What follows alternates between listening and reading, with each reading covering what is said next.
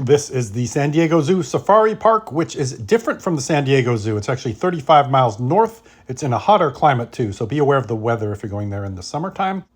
Parking costs $20, and they have a gigantic parking lot. And the main feature is the Africa tram. So unlike the regular standard zoo, you get to ride around on this tram and as part of your paid admission and see all of the animals. They've got a map here while you're standing in line of all the animals you're going to see roaming around in this big wide open area that you can kind of circle around in that tram.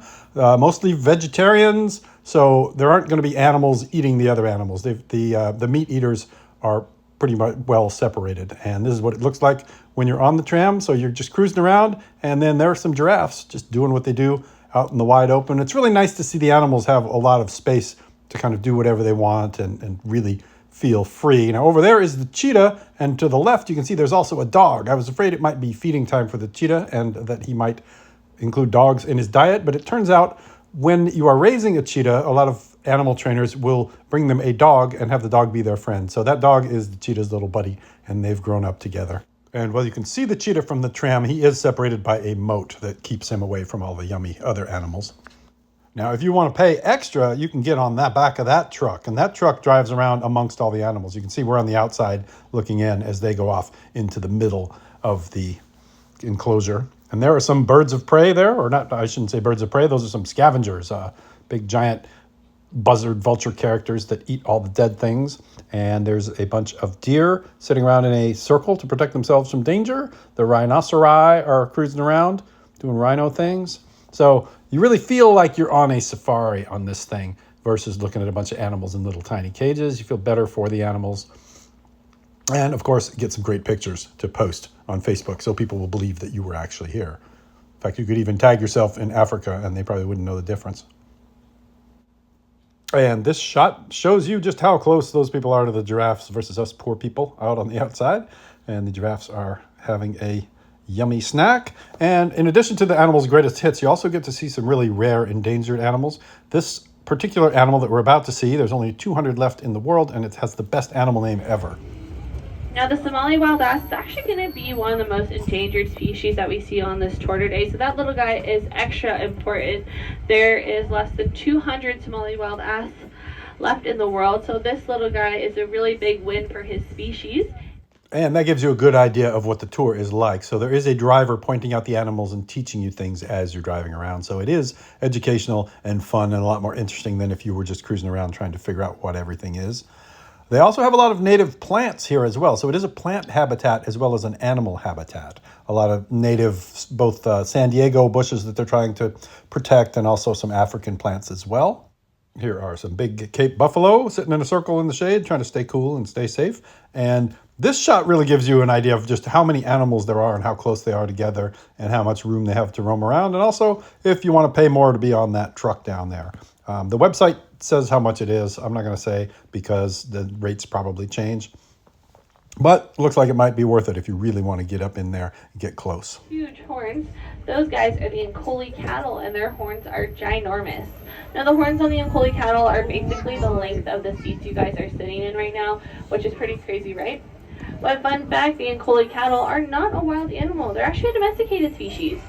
So overall, I give it a big, huge thumbs up. You get to see all the animals that you would imagine you'd see in Africa, and also some animals you didn't even know existed, and some animals that are very, very rare as well. So overall, great ride on the tram. That is included with the price of your admission, but now they have a regular zoo as well that's gigantic and has a lot of hill climbing. So if you need a stroller or a wheelchair or a scooter, they have those. Hey, there's the Southern Screamer. All right, that's my second favorite animal name. Not a lot of screaming going on, but you can see here we're in an aviary checking out this bird, seeing what he has to say or scream. And then the presentation is really beautiful here. Like this is going up to where the tiger is. They've got a big tiger statue with all this bamboo, and you can go in there and kind of try to pick him out from the bushes. There you go. It was feeding time too, both at this zoo and at the San Diego Zoo. If you go early in the morning, I found that the animals are being fed. This tiger likes to eat ribs, and you got to watch out for the spray. So keep away at all times, or suffer the consequences from that particular tiger. And then here's a good look at both the camouflage effect and also just how powerful those big tiger jaws are. The big kitty's hungry. Look at the big kitty. Big kitty wants a rib. So the zoo part of the zoo is just about as impressive as the regular San Diego Zoo, in addition to having that safari drive around thing. So if I was going to pick one, I'd probably pick this one and probably do it in the winter. Look, there's old Uncle Sam behind bars. I don't know how to feel about that one. Poor guy. America. And that bald eagle can look out the bars of his cage and see these other guys flying around in freedom, scavenging for meat on the ground. And there is the goat from all the heavy metal album covers sitting there looking evil, thinking about evil things. And all around the zoo at various animal exhibits are volunteers like that guy in the red shirt that will tell you everything about the animals. So in this case, he was telling people about this endangered California condor and just teaching us about it, what it eats, how they're trying to bring it back, and how they have a breeding program with the other zoos in the rest of the country. And it was just really interesting and informative to see these volunteers at a lot of strategic locations around the zoo telling us about the animals. Here you can see the zookeeper throwing a rabbit to the California condor as a snack. Rabbits are food, not friends, at the zoo. And the high temperature that day was 94 degrees, so they do have kangaroos, but they were not feeling hoppy. We waited too long. They might have been hopping around in the morning, but they were sitting in the shade by midday. And if you want to see the San Diego Zoo Safari Park from high up in the air, they do have a hot air balloon. It costs extra, but it goes up and down, brings people up to give them a full view of everything from up high in the sky. And there's a bird. So they have a large bird exhibit on this lake where the birds are just kind of roaming around doing their own thing. There's no cages for them, and they just, I guess, decide that they want to live here somehow or other. They've determined that's their habitat, and they don't have to be locked in a cage. So that's pretty cool to seeing them. You know, there's a sign there, and the bird is always on his island, so he knows he lives there. And then the other thing that you see sometimes walking around this zoo and the other San Diego Zoo is the trainers will actually come out and, you know, have the animals perform and tell people about the animals and really get in the cage with them and show you what they can do.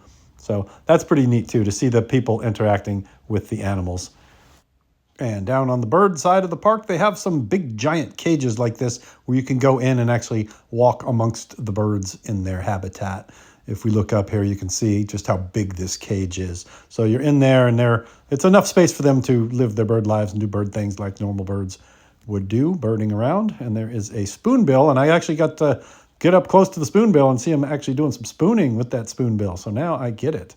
It is actually a spoon, and it's what he uses to eat.